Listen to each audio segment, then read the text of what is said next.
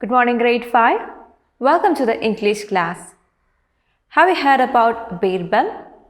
Birbal was the advisor and the main commander of army in the court of the Mughal Emperor Akbar. Akbar had 9 very brave and wise men in his court whom he admired a lot, and he used to call them his 9 gems or Navaratnas. And Birbal was one among the Navaratnas. And you can see a picture of Birbal here. And Birbal is mostly known for the folk tales about his wit and great sense of humor. Today, we are going to learn a chapter. It's called Birbal's Wit. It is a play based on 2 Birbal Akbar stories. So, among the 2 stories, in the first story, Birbal cleverly convinces Emperor Akbar that there is only a fixed number of crows in the capital city. And in the second story, when Emperor Akbar played a prank on his queen, Birbal came to her rescue to get out of an embarrassing situation by giving the king a fitting reply. So today, let's learn the lesson Birbal's Wit, and it is a play. All of you please take your English reader and turn to page number 114. So I hope you got the page, and you see there is a warm-up session there. What happens when a helper is cleverer than his master? Read this picture story to find out. So you can see a picture story there. Please go through it as a warm-up activity. Please pause this video, finish going through the warm-up session and come back. Hope you are done with that activity. I hope it was interesting. Now let's read the play. And when you write a play, you have to mention the characters and the scene or the setting of the story. Now the characters are given here. They are listed as Emperor Akbar, Birbal, Raja Mansingh, the Queen and other ministers. Now Raja Mansingh was a trusted general among the Navaratnas. So the scene 1, the palace gardens. So the setting or where the story is happening is the palace gardens. Akbar and some of his courtiers are looking at the roses. So the Emperor Akbar and his courtiers. Courtiers means the ministers of the royal court. So Emperor Akbar and his ministers are in the palace gardens and they are looking at the roses. Now the emperor says, "Where's Birbal? I have not seen him since this morning." It seems that Birbal is not in the palace that morning. So Akbar was inquiring about him. And the first minister replies, "We have not seen him either, Badshah. A messenger said he had gone out very busy counting crows," and he smiles. So what did the first minister reply to the king? He said that we have not seen him either, Badshah. Badshah is an Urdu word for king, and it's a way of addressing the king. So the first minister addresses the king as Badshah and says that a messenger had informed that Birbal had gone out to count crows. And then what did the emperor reply? Then with a smiling face, the emperor says, "Well, so he has taken the challenge seriously. Do none of you wish to compete for the prize?" So it seems that the king had given a challenge to the ministers. And what was the challenge? The challenge was to count the crows in the city. And it seems that Birbal has taken up that challenge and had gone out to count the crows indeed. And the king was asking the other ministers whether they have not taken up the challenge of counting the crows. And he was asking them whether the prize that he offered for winning the challenge was not enough for them, whether they felt it that way. And what did the second minister reply then? Let's see. The second minister replied, "We are beaten, my lord. You have set an impossible task. We tried and gave up." So the second minister says, they have already taken up that challenge. They have given a try on that challenge and they felt it is an impossible task to count the crows in the city. So they have given up the challenge. That's what the second minister replied. Now let's see what happened next. Raja Mansingh says, "Did you really expect an answer, Your Highness, or it was a joke?" So Raja Mansingh is asking Akbar, when the king gave such a challenge, whether he really meant them to count the crows and give him an answer, or it was just a joke. And what did the king reply? The Emperor Akbar replied, "Mansingh, wait and watch. The deadline is 7 o'clock. There is at least an hour left. 3,000 gold coins and a bag of precious jewels are not to be sneezed at. I'm sure thousands of people in the capital are out counting the crows, trying to hide his laughter. So Raja Man Singh was asking the king whether it was a serious challenge or was it just a joke. And then the emperor replied, it is indeed a serious challenge, and the deadline for completing the challenge was 7 o'clock. And what about the prize to win the challenge? The prize was huge, 3,000 gold coins and a bag of precious jewels. And the king says that he was sure that no one is going to waste away such a huge prize. So he was sure that a lot of people might be out there counting the crows in the city. So it was around 6 o'clock in the evening, because it says there is at least an hour left for the deadline. So an hour later, so it's almost 7 o'clock. By 7 o'clock, King Akbar re-entering the garden. So he goes back from the palace to the garden, the palace garden, and Akbar says, it's time. So it was an hour later, so it must be 7 o'clock, and King Akbar re-enters his garden and he says, it's time. How many want to win the prize? Open the gates and let's see how many have their answers ready. So it was the deadline, it was 7 o'clock, and King Akbar ordered his men to open the gates to let in people who have come up with answers to the number of crows in the city. So the first minister replies, there is nobody outside the gates, my lord. And the first minister informs King Akbar that he doesn't see anyone outside the gate waiting with their answers. And the King Akbar got surprised. He says, nobody, not a single person has taken up the challenge. I'm disappointed. And he says that it's unbelievable that no one has come up with any answers, and he feels disappointed. Then second minister replies, oh, who is this hurrying through the gates? Why, it's Birbal.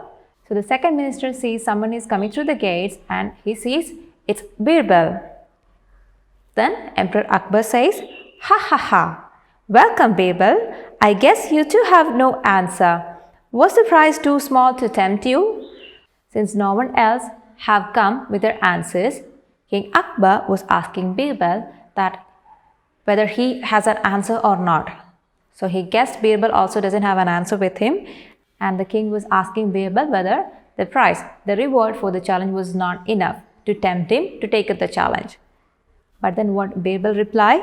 My lord, a challenge is a challenge. The amount of the prize does not matter, and I have the exact answer.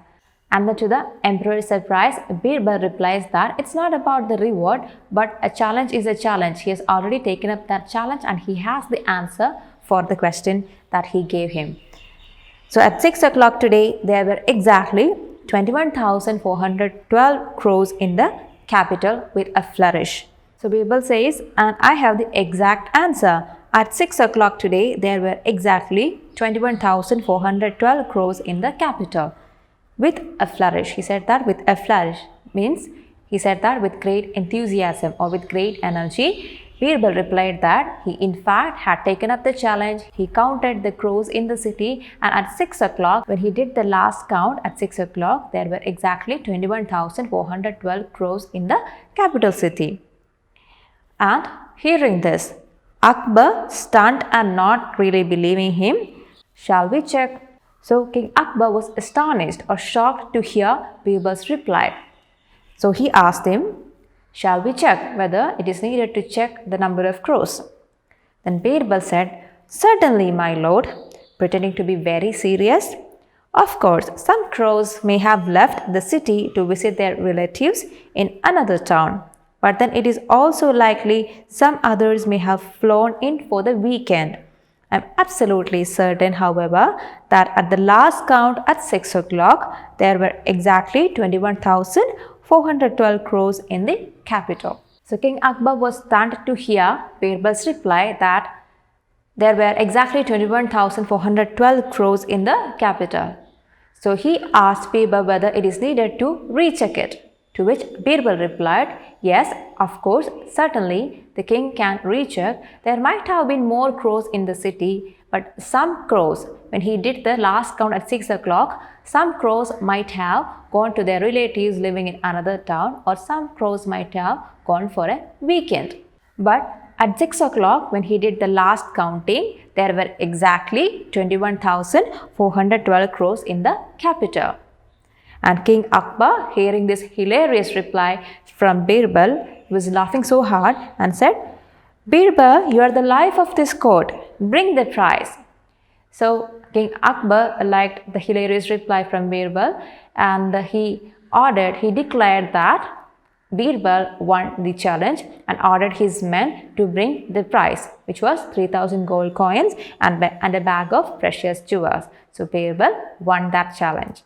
So children, I hope that was an interesting story. So that was one story. Now let's read one more story. So this is scene 2. The setting is, or the place where this is happening is, a room in the palace. So this is a few days later. Akbar and the queen are eating mangoes.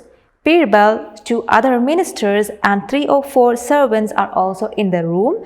Birbal is sitting closest to Akbar. So in the next page, page number 117, we can see the scene there. You can see the king Akbar and his queen, and Birbal is sitting very close to the king, and 3 or 4 other servants and the 2 other ministers are also standing there. And it seems that the king and the queen are eating mangoes.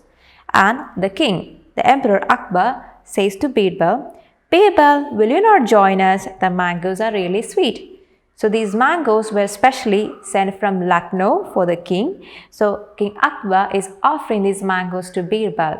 To which Birbal replies, "My lord, they are from Lucknow, especially sent for you.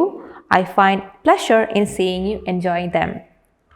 So did Birbal accept the offer? No, he politely refused the king's offer to have the mangoes.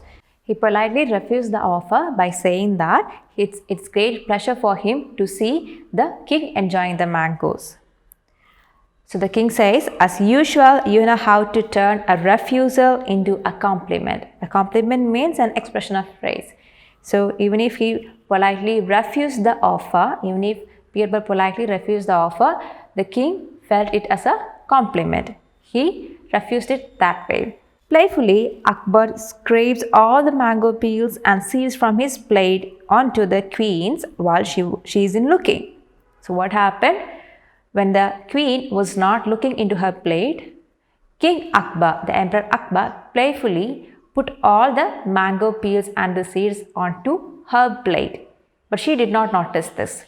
She was looking somewhere else. And then the emperor says, "Begum," Begum is a word used to address the queen. "Begum, it seems that you were starving for mangoes," pointing to her plate. "Looks like you have eaten quite a few. What do you say, Birbal?" So he has placed all these mango peels and seeds in her plate while she wasn't looking, and he was just making fun of her that it seems that she had eaten quite a few mangoes because she liked them so much. And he also joined Birbal in this funny incident. And then the queen, startled at seeing the plate heaped with mango peels and seeds, said, "Oh." The queen was surprised. She was startled or shocked to see all these mango peels and seeds in her plate. She did not know where this come from. She did not know what happened. So she was startled. She was surprised. And Birbal said, "Badshah, I think it was you who was starving for mangoes, while the Begum Sahiba enjoyed the pulp and the juice. So you have swallowed the peels and the seeds as well." So what happened? Birbal was pointing out to the king that the king liked the mangoes so much. So since he does not have any mango peels or seeds in his plate, it seems that he might have eaten the whole mangoes with the peels and the seeds. So he was just making fun. Birbal was just making fun of the king.